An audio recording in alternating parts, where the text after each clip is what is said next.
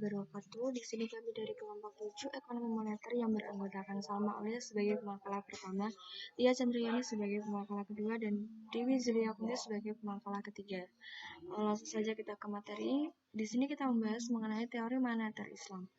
Yang pertama yakni kita membahas mengenai sejarah perkembangan moneter Islam. Sistem keuangan pada zaman Rasulullah SAW digunakan pematalik standar, yaitu emas dan perak atau dirham dan dinar, karena keduanya merupakan alat pembayaran yang sah dan beredar di masyarakat. Nilai tukar emas dan perak pada masa Rasulullah ini relatif stabil dengan nilai kurs dirham dinar 1:10. Namun demikian, stabilitas nilai kurs pernah mengalami gangguan karena adanya disequilibrium antara supply dan demand. Misalkan saja pada masa Bani Umayyah, rasio kurs antara dinar dirham yakni 1:12, sedangkan pada masa Abbasiyah berada pada kisaran 1:15.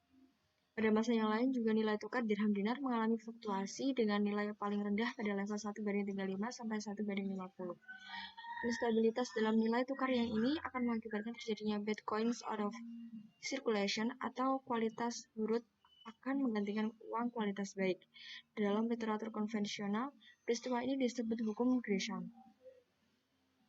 Perkembangan emas sebagai standar dari uang beredar mengalami 3 kali evolusi, yaitu yang pertama, the gold coin standard, di mana logam emas mulia sebagai uang yang aktif dalam peredaran.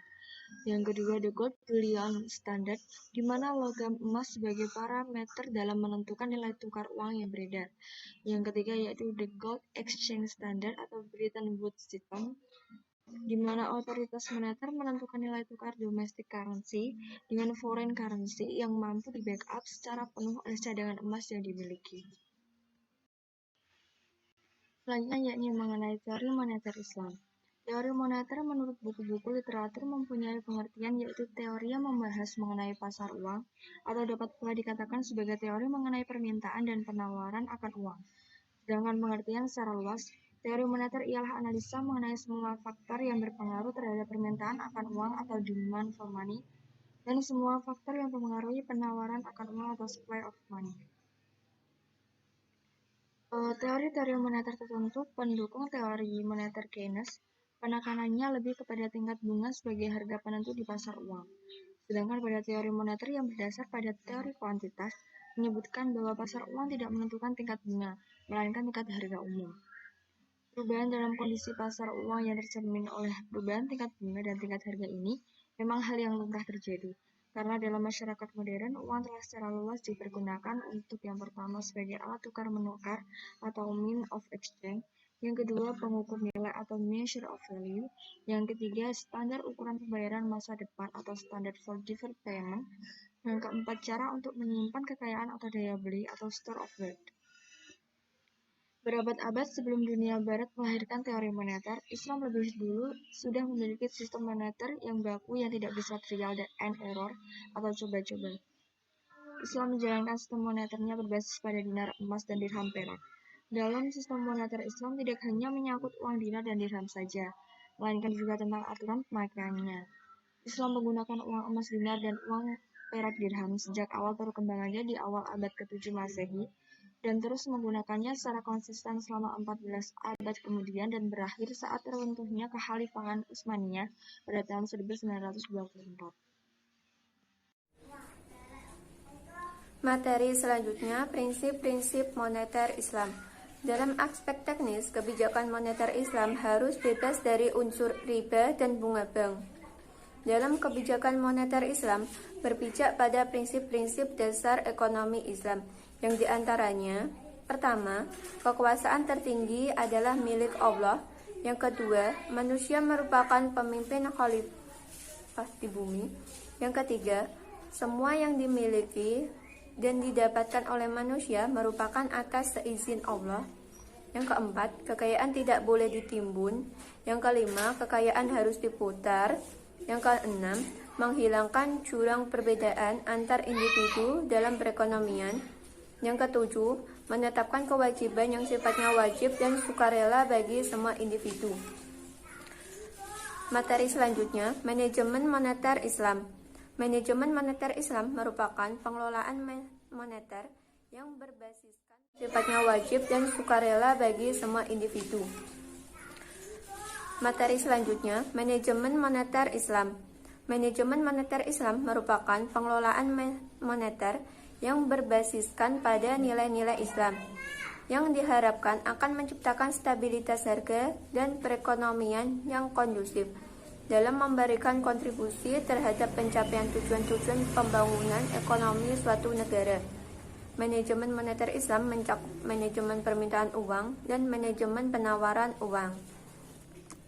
Materi yang kelima, instrumen moneter Islam. Menurut Atiwa Karim, instrumen kebijakan moneter Islam ada 3 mazhab, yang mana 3 mazhab ini dapat disebabkan karena masa atau zaman. Manajemen penawaran uang.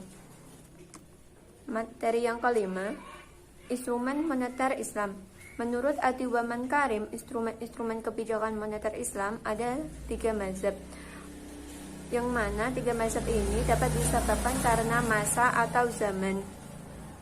3 mazhab ini yakni yang pertama, mazhab Iqtisaduna, di mana pada masa awal Islam dapat dikatakan bahwa tidak diperlukan suatu kebijakan moneter dikarenakan hampir tidak adanya sistem perbankan dan minimnya penggunaan uang.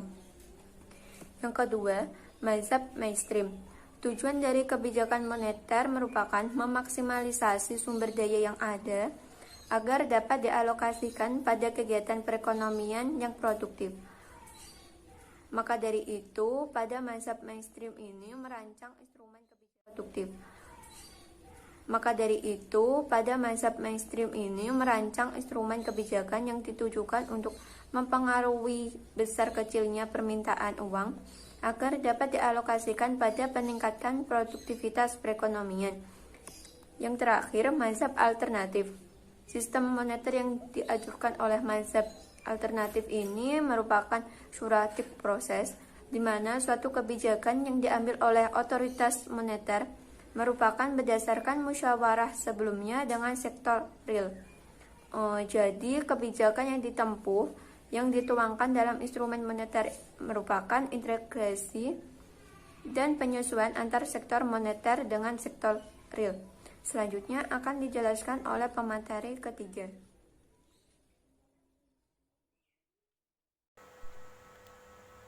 Baik, selanjutnya saya akan menjelaskan tentang kebijakan moneter dalam Islam.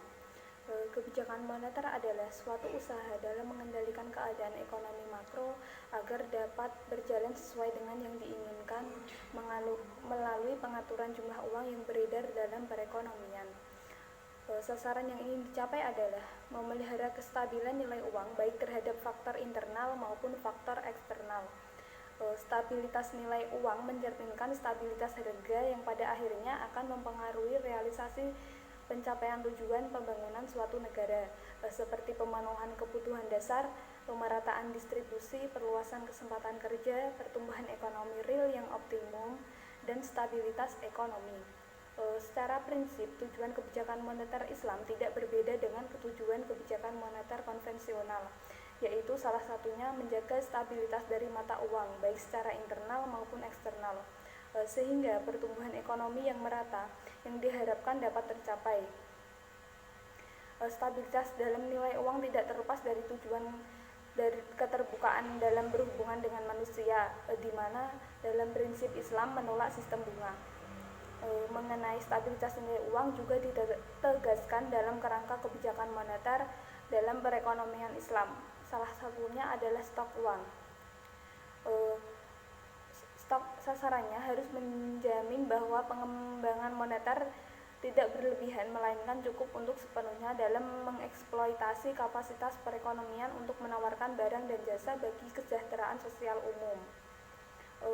Dalam pelaksanaan kebijakan moneter yang dilakukan otoritas moneter sebagai pemegang kendali, yaitu untuk mencapai tujuan kebijakan moneter yang dilakukan dengan menetapkan target yang akan dicapai.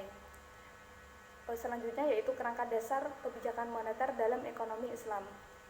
Hadirnya uang dalam sistem perekonomian akan mempengaruhi perekonomian suatu negara yang biasanya terkait dengan kebijakan moneter.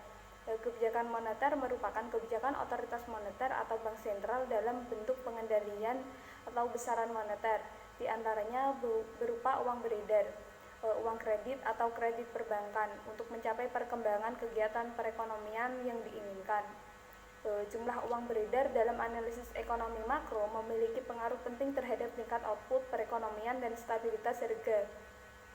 Uang beredar yang terlalu tinggi tanpa disertai kegiatan produksi yang seimbang akan ditandai dengan naiknya tingkat harga dalam perekonomian yang sering disebut dengan inflasi.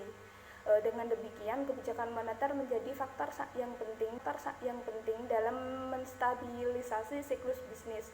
Kebijakan moneter yang dikelola dengan baik akan menghasilkan tingkat perekonomian yang stabil melalui mekanisme transmisinya pada harga dan outputnya, yang pada akhirnya membawa efek multiplier pada variabel seperti tenaga kerja. Dan sebaliknya, jika sistem moneter yang akan membawa pada masalah inflasi dan depresi. Dalam mekanisme transmisi, kebijakan moneter pada umumnya mengacu pada peran uang dalam perekonomian. Teori ini pada dasarnya menggambarkan kerangka kerja yang jelas mengenai analisis hubungan langsung yang sistematis antara pertumbuhan jumlah uang yang beredar dan inflasi yang dinyatakan dalam formulasi yang dikenal dengan the equation of exchange.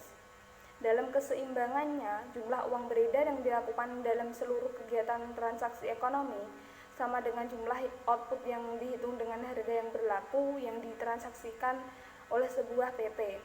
Untuk melihat hubungan antara pertumbuhan jumlah uang yang beredar dan inflasi, terdapat dua asumsi yang dipakai.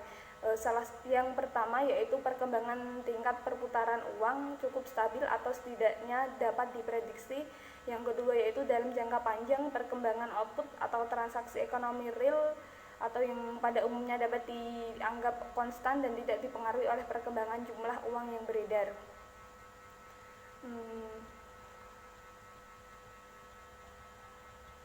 Dalam perkembangan selanjutnya, selain jalur moneter langsung, mekanisme transmisi pada umumnya juga dapat terjadi melalui 5 jalur lainnya. Yang pertama yaitu jalur suku bunga, jalur nilai tukar, jalur harga aset, jalur kredit, jalur ekspektasi. Sementara itu, instrumen moneter Bank Sentral di Indonesia yaitu ada OPT atau operasi pasar terbuka, fasilitas diskonto, giro wajib minimum. Instrumen OPT atau operasi pasar terbuka dilakukan melalui lelang surat-surat berharga yang ditujukan untuk menambah atau mengurangi likuiditas di pasar uang. Sementara fasilitas diskonto sendiri yaitu fasilitas kredit yang diberikan pada bank-bank dengan tingkat diskonto yang ditetapkan oleh Bank Indonesia. Sedangkan giro wajib minimum sendiri yaitu jumlah alat likuid minimum yang wajib dipelihara oleh Bank Indonesia. Demikian penjelasan dari kelompok 7. Kurang lebihnya mohon maaf apabila ada kata-kata yang salah. Wassalamualaikum warahmatullahi wabarakatuh.